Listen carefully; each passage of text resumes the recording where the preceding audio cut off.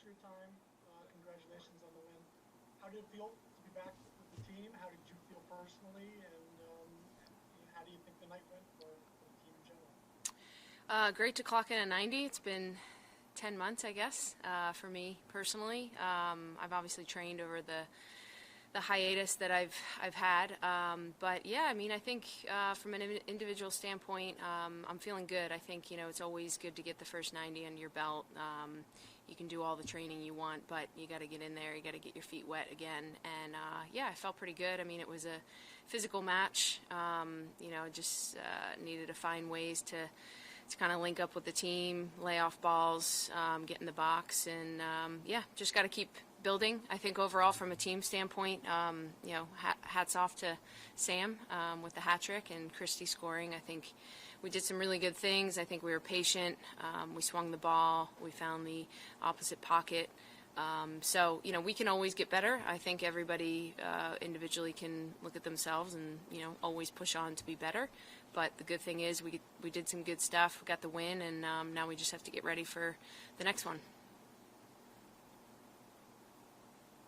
Thanks, Steve. Let's go to Jonathan Canelo. Go ahead. Thanks. I have to ask a question that is going to be a little bit difficult, I think, for a lot of people, which is, would you mind taking us through some of the conversations about what went on pregame and with the anthem, and it had been a while for you since you've been with this team, and you've seen what this team has been doing in the Netherlands game and so on. Would you mind taking us through your part of it? Yeah, we met as a team last night, and, I'm really proud of the group. I think players have really stepped up. They're doing their part. Obviously, I've been kind of away and just in my house tucked away in the woods and recovering my injury. So I've kind of taken myself out of the soccer environment for a little bit. It was a good mental and physical recharge for me, but obviously coming back into this team, I think the beauty of this team is that we stand behind each other no matter what.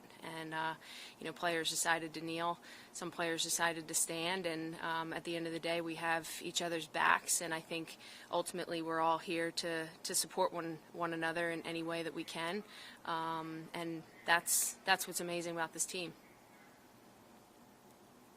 Let's go to Steph Young.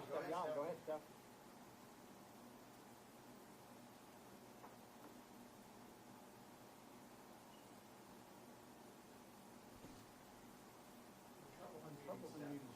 Try again. All right, thank There you go. Yep. There you go. Yep. Yep. Carli, a night like tonight, you must have sent 7, 8, 9 headers right at the pull of it up. Something like, in a game like that, what do you say to yourself? What do your teammates say to you? Obviously that wasn't your only role out there on the field. You did a lot of setup for your teammates, but for you personally, what were you feeling and thinking watching the ball land in your hands so many times? Well, the good thing, I guess I was pretty accurate, so that was one good positive. I think, I've been down this road before. I'm pretty happy with where I'm at physically after an injury. Having a somewhat of a minor scope, I guess, as people say, isn't really minor. So it took me a ways to get back and to rebuild myself again. I think that was the beauty of it. The journey from kind of where I started. I basically had to start all over again, had to get myself fit. While doing that, I had to kind of learn how to push my body through, the pain of surgery and getting back from that. But, hats off to Dr. Bartolozzi, who performed my surgery, and Justin Shaganall and the whole U.S. Soccer medical staff for really playing a role in helping getting me back. So I'm fortunate there. As far as the headers, this was the last thing to come for me in my training at home. Like I said, I spent the whole time kind of building back slowly and working on different things, and the timing and my jumping, I would say, has kind of been the last thing that's going to just come. And I was pretty happy with my timing a little bit, but I still needed to kind of be a little bit more accurate and get a little bit more power behind it. But those are goal scoring opportunities. I know, I got to get some of those in the back of the net, but I got to also focus on, kind of where I'm at right now and where I want to be, and just keep plugging along. I think it's going to come. I just have to be patient, and I can't beat myself up about it.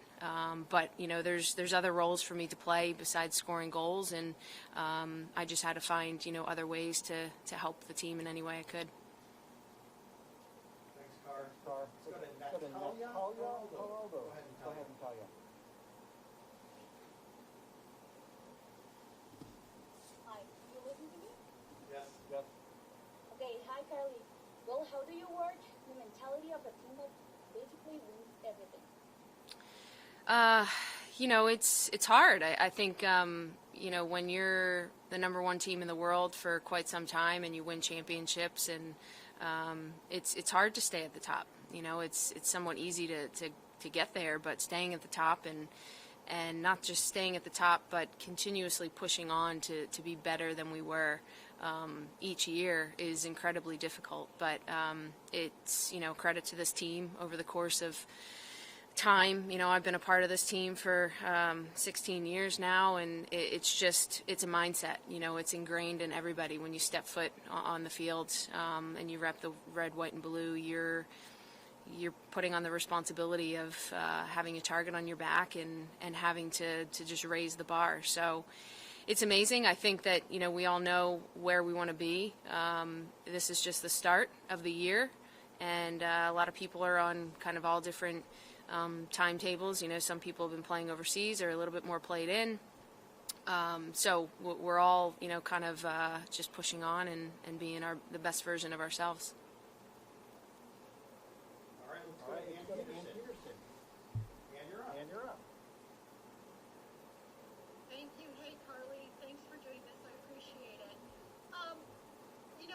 Following the scope and heading into your recovery last year, was there any moments that you kind of thought, okay, I'm ready to hang it up? Or, what was your mindset in terms of after all this time, 16 years in your career, saying that you still wanted to do it? It wasn't a question of not returning, I think, for me. This was the longest hiatus and longest break mentally and physically that I think I've ever had in my career. I think, I've been fortunate enough with injuries. I've broken a lot of bones. This was unfortunately my first surgery. I thought I'd make it through my career without a surgery, but I was pretty close.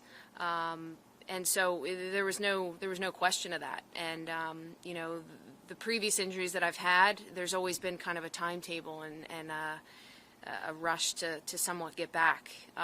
This gave me time to literally shut off and spend time with my husband and reconnect with my family, which I'm extremely grateful for. And just, I don't know, be at peace with a lot of things. I think I'm feeling really good. This is probably the best I've felt. I just have to keep going, keep pushing on, and I think I'll know, the right time to hang the boots up. Just to follow up, I know you've been reconnecting with your family, but did you cut ties with your coach?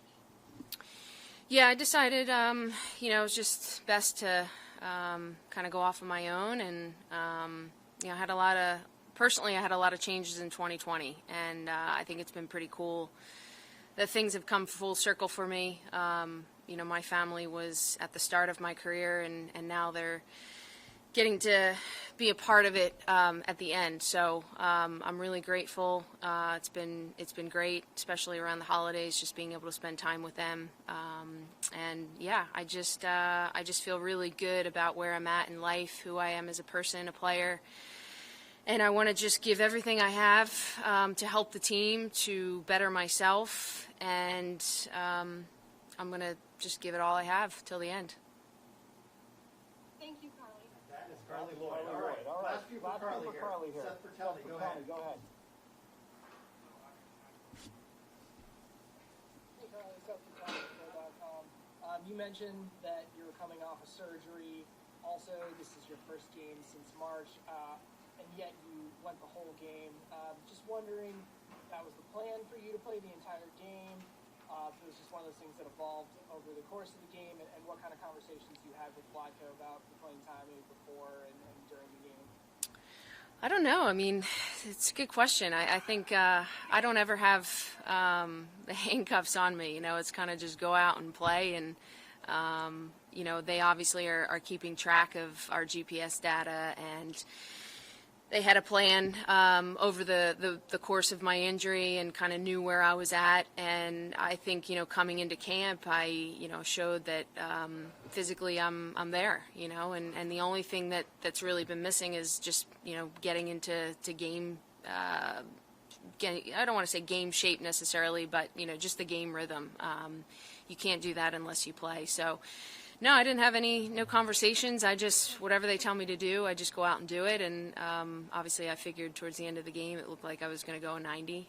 But yeah, I mean, feel really good, and I just feel mentally and physically recharged. I think that's the biggest thing, and I think the mental piece is probably the biggest thing. So just got to keep going.